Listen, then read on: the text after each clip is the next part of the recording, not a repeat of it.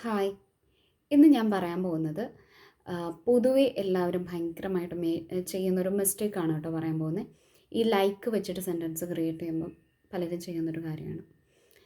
ഇപ്പോൾ ഒരാളോട് ചോദിക്കുകയാണ്, അല്ലെങ്കിൽ ഒരാൾ പറയണം, I like flower, I like banana, I like chocolate. പലരും പറയുന്നതാണ് ആക്ച്വലി. തെറ്റാണ് കേട്ടോ അത്.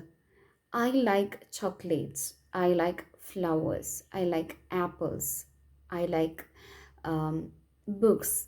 നമ്മൾ ആ പറയുന്ന ഇഷ്ടമുള്ളൊരു കാര്യമുണ്ടല്ലോ, അത് നമ്മൾ പ്ലൂരൽ ഫോമിൽ വേണം പറയാനായിട്ട്. ബിക്കോസ് നമ്മൾ നമ്മുടെ മുന്നിലിരിക്കുന്ന ആ ഒരു കാര്യത്തെക്കുറിച്ചല്ല പറയുന്നത്, ജനറൽ ആയിട്ടാണ് പറയുന്നത്. സോ നമ്മളതിനെ പ്ലൂരൽ ഫോമിൽ വേണം പറയാനായിട്ട്. പക്ഷെ പലരും ഇത് പറയുമ്പോൾ മിസ്റ്റേക്ക് വരുത്താറുണ്ട്.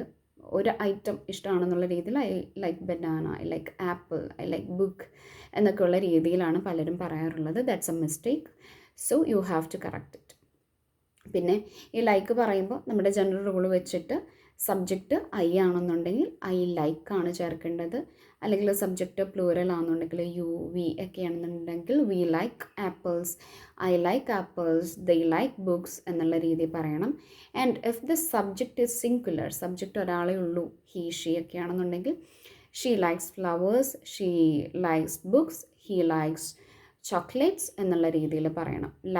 ലൈക്കിൻ്റെ കൂടെ രസ് ചേർത്തിട്ട് ലൈക്സ് ആക്കണം. So that's the grammatical rule. So that's for today. അപ്പോൾ ഇതുപോലുള്ള ലാംഗ്വേജ് ടിപ്സിനൊക്കെ വേണ്ടിയിട്ട് നമ്മുടെ ചാനൽ സബ്സ്ക്രൈബ് ചെയ്യാൻ മറക്കണ്ട. Thank you.